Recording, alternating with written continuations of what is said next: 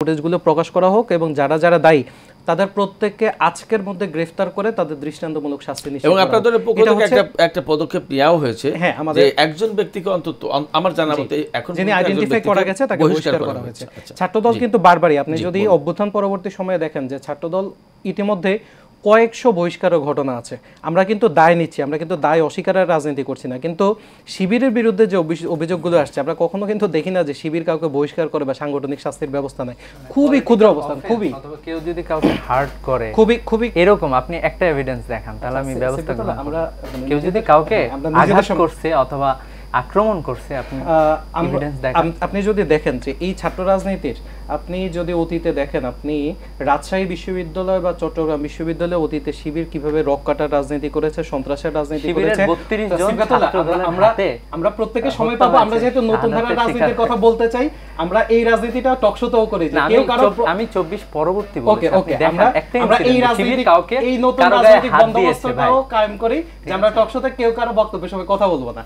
আচ্ছা, এখন হচ্ছে আপনার রাজশাহী বিশ্ববিদ্যালয় বা চবির ইতিহাস কিন্তু সবাই জানে, এবং এখনও আপনি যদি চট্টগ্রাম কলেজ অথবা মহসিন কলেজে গিয়ে শিবিরের বিরুদ্ধে অথবা মওদুদীকে নিয়ে আপনার গোলাম আজমকে নিয়ে কথা বলে ওই কলেজ থেকে কিন্তু আপনি বের হয়ে আসতে পারবেন না। শিবিরের ছদ্মবেশে আপনার হচ্ছে এখানে নানান সাধারণ শিক্ষার্থী শব্দটাকে তারা এক ধরনের কোনো কোনো ক্ষেত্রে ভৎসনা শব্দ পরিণত করে ফেলছে। এটার জন্য শুধুমাত্র শিবির দেয়, এটার জন্য কিন্তু সাধারণ শিক্ষার্থীরা দেয় না। এখন আপনি এই যে সিবগাতুল্লাহ বলল যে তারা র্যালি করেছে, একটা র্যালির কথা বলে শিবির কিভাবে এই বিষয়গুলোকে হিপোক্রেসির জায়গাতে কিভাবে নিয়ে গেছে এটা আমি বলি। তারা কিন্তু গত 16 ডিসেম্বরে একটা বিজয় র্যালি করেছে। এখন তারা প্রকাশ্যে বলছে তারা মুক্তিযুদ্ধকে ধারণ করে, ওন করে, কিন্তু পরবর্তীতে আমরা দেখলাম যে শিবিরের যে প্রকাশনা ছাত্র সংবাদ, যার সম্পাদক হচ্ছে শিবির সভাপতি নিজে, যার শিবিরের সাম্প্রতিককালে যিনি সভাপতি ছিলেন সদ্যবিদেয়ী, তিনিও এই প্রকাশনার সাথে জড়িত আছেন, পুরো শিবির এখানে জড়িত।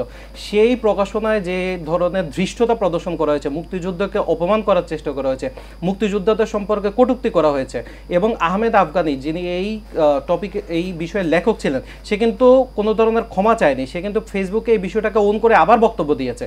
শিবিরের এই ধরনের হিপোক্রেসি, এই ধরনের নির্লজ্জতা আমরা একে ধিক্কার জানাই, আমরা তার বিরুদ্ধে।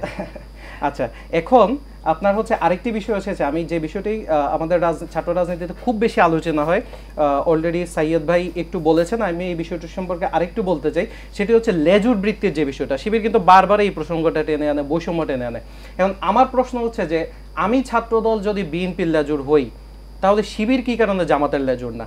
আমি ছাত্রদল যদি বিএনপির লেজুর হই, বৈষম্য কি কারণে নাগরিক কমিটির লেজুর না? এখন তারা বিভিন্ন সময় বক্তব্য দেওয়ার চেষ্টা করেন যে আমাদের ছাত্রদলের যে কমিটি এটা বিএনপির প্যাডে প্রকাশিত হয়, আপনি তাদের নির্বাচনটা নাকি খুব গণতান্ত্রিক, তাদের নাকি গণতান্ত্রিক প্রক্রিয়ায় নেতৃত্ব নির্বাচন হয়। আমি বলতেছি যে এই যে সিবগাতুল্লাহ, ও কিন্তু 2 কমিটির পরে শিবিরের সভাপতি হবে, কারণ ওদের সিস্টেমটা এমন যে প্রথমে হয় প্রকাশনা সম্পাদক, তারপরে হয় অফিস সম্পাদক। অসংখ্য শিবিরের সেক্রেটারি থেকে বিদায় নিয়ে আমি শেষ করি, আমরা এখানে একটা সৌহার্দ্যপূর্ণ পরিবেশের মধ্যে আছি, তো আমরা এইভাবে শেষ করি।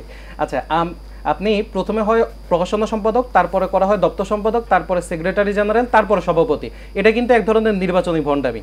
আপনি এটা কিন্তু 2-4টা ব্যতিক্রমী উদাহরণ পাবেন, কিন্তু সিস্টেমটা কিন্তু এমনই। এটা কিন্তু আসলে কোনো গণতান্ত্রিক প্রক্রিয়া না। এখন ফরহাদ যখন আপনার গিয়ে আমির সাহেবকে প্রোটোকল দেয় সেটা হয় আদব, আপনার হচ্ছে ধরেন বৈষম্যের কেউ যখন নাগরিক কমিটির সাথে সংসর্গে থাকে সেটা হয়ে যায় আপনার হচ্ছে 24-এর চেতনা, আর আমি যখন হচ্ছে তারেক রহমানকে নিয়ে ফেসবুকে একটা পোস্ট করি তখন সেটা হয়ে যায় লেজুর বৃত্তি।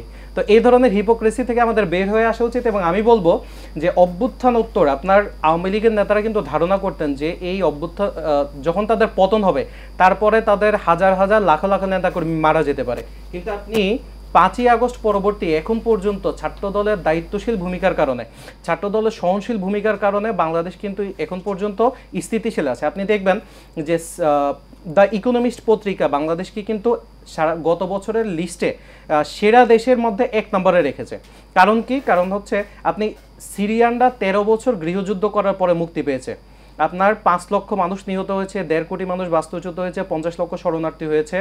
এত ত্যাগের পরেও তারা যে সিরিয়াকে 2 নম্বরে রাখা হয়েছে, কারণ হচ্ছে সিরিয়াতে কিন্তু এখন স্থিতিশীলতা আসে নাই, কিন্তু বাংলাদেশে কিন্তু মোটা দাগে স্থিতিশীলতা আছে। আমরা চাই এটা বজায় থাকুক, এবং এইটার প্রথম একটা বৃহৎ, যেহেতু বাংলাদেশের সবচাইতে বড় রাজনৈতিক সংগঠন বিএনপি, আমরা হচ্ছে তাদের সহযোগী সংগঠন ছাত্রদল, আমাদের দায়িত্বশীলতা সহনশীলতার রাজনীতির কারণেই, উদারতার রাজনীতির কারণে বাংলাদেশে সহনশীলতা আছে, এবং আমরা এই শিক্ষার্থীদের যে প্রত্যাশা, সেই প্রত্যাশাকে ধারণ করে আমরা আগামী দিনে রাজনীতিটা করতে চাই। আমরা চাই এই সহনশীলতাটা বজায় থাকুক এবং সৌহার্দ্য বজায় থাকুক।